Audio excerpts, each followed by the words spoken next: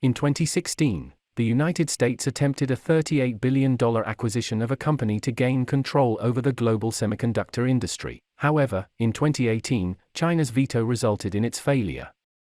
What kind of national competition was behind this? In today's video, let's talk about this acquisition that shocked the world. Okay, let's get started.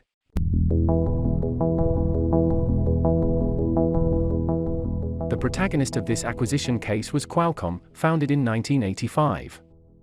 As a leading company in global communications and semiconductor chip development, its technology is involved in almost all telecommunications devices worldwide. Certainly, Qualcomm, as the creator of 3G and 4G communication standards, charged high patent licensing fees to all companies using these communication channels, including Apple, which is also based in the United States. Moreover, Qualcomm's most well-known Snapdragon series processors are sold worldwide, and the majority of smartphone brands in the Chinese market use these processors, which means that each phone sold requires payment of chip fees to Qualcomm. Furthermore, Qualcomm has also ventured into other fields, making it almost the world's largest semiconductor chip manufacturer with substantial revenue. In fact, Qualcomm is backed by the entire United States, and its dominance in the telecommunications industry is a reflection of US global hegemony. It has attempted to monopolize all cutting-edge technologies in this field, hindering research breakthroughs by other companies. Chinese company Huawei, which had made significant breakthroughs in the 5G field, was also targeted by the United States behind Qualcomm.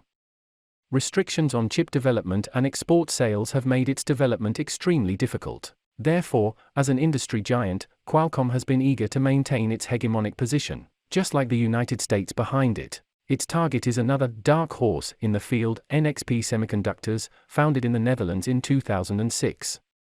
Although it is a relatively new player, its predecessor was a semiconductor manufacturing branch of Philips, with a profound heritage. Less than 10 years after its establishment, NXP acquired Freescale Semiconductor, founded by Motorola. With its deep technological foundation and the dual advantages brought by acquisitions, NXP rapidly developed and entered the forefront of the global semiconductor chip industry. NXP's specific focus area happens to complement Qualcomm's. It emphasizes smart home devices and automotive chips, and is the world's largest automotive semiconductor supplier. It has also made important breakthroughs in emerging fields such as autonomous vehicles. Therefore, Qualcomm, which focuses on the small screen world, needs a partner that emphasizes other fields to achieve its goal of monopolizing the entire semiconductor chip industry. However, can this acquisition, that has the potential to shake the entire chip industry, really proceed smoothly?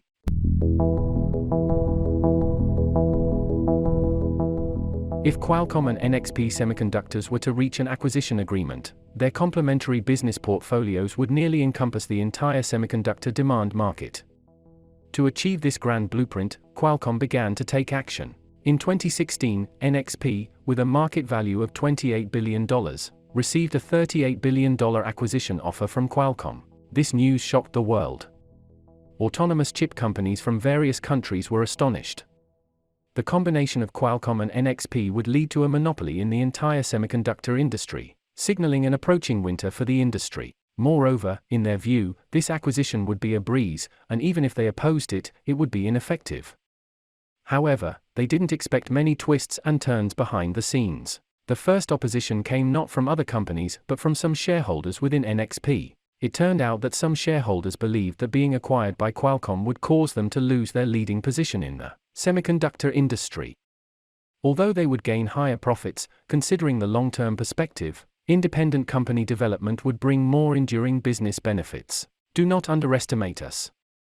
This was a shareholder's response upon receiving the acquisition offer. Meanwhile, another group of shareholders was dissatisfied with the $38 billion acquisition offer and attempted to secure more bargaining power before accepting the acquisition. However, Qualcomm was determined to acquire NXP and sent multiple letters, stating that NXP could increase its profits by relying on Qualcomm's technological strength and market reputation.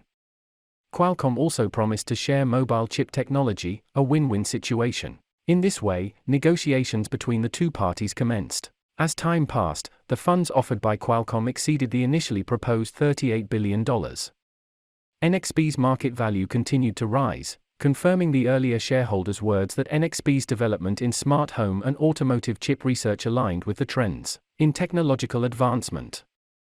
Therefore, it received favor from numerous investors. Instead of giving up, the continuous increase in NXP's market value further affirmed Qualcomm's vision, making their acquisition plan even more resolute. Finally, Qualcomm increased the acquisition price to $44 billion, displaying an air of inevitability. Facing such a sky-high price, NXP chose to accept Qualcomm's offer. At that moment, China exercised its veto power.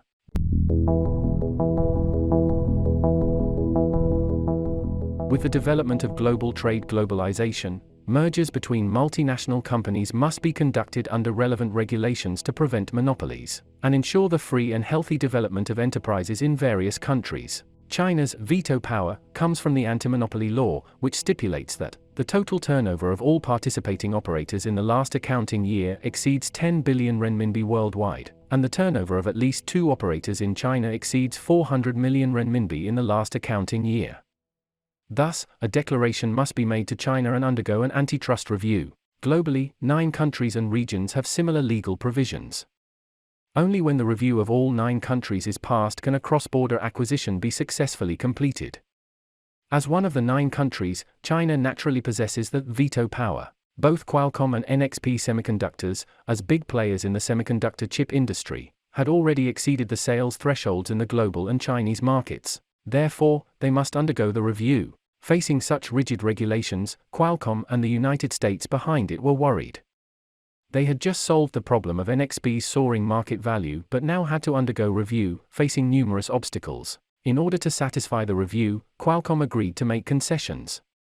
They promised to provide free licensing for certain technologies of NXP after the acquisition, and transfer some technologies to third parties, creating an illusion that Qualcomm did not intend to monopolize. However, in reality, their monopoly ambitions had long been seen through by China. In 2018, with Qualcomm's efforts, 8 countries and regions approved the acquisition, leaving only China's vote remaining. China's high-tech industry had a slow start in research and development, with very few independent chip companies, and the few companies with research capabilities were also restricted.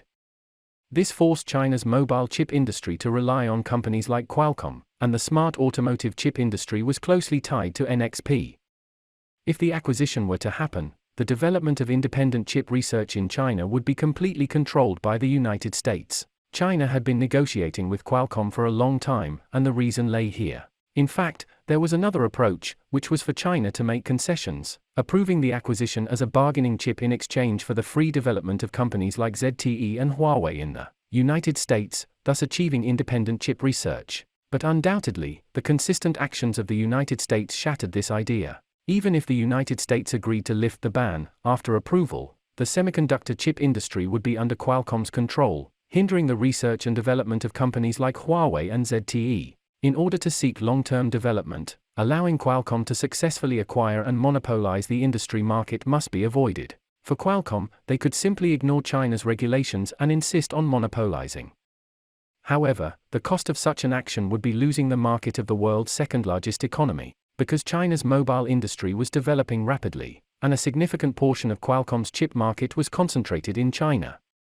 Once they forcefully acquired NXP, the losses from losing the Chinese market would far outweigh the gains from the acquisition. Finally, on July 25, 2018, local time in the United States, Qualcomm's CEO stated, "Our acquisition agreement with NXP will expire today, and if we do not receive any new information by then, we plan to terminate the acquisition agreement." On July 26, Qualcomm once again stated that the acquisition was terminated due to not receiving approval from the Chinese government. According to the acquisition agreement, Qualcomm had to pay a $2 billion breakup fee to NXP.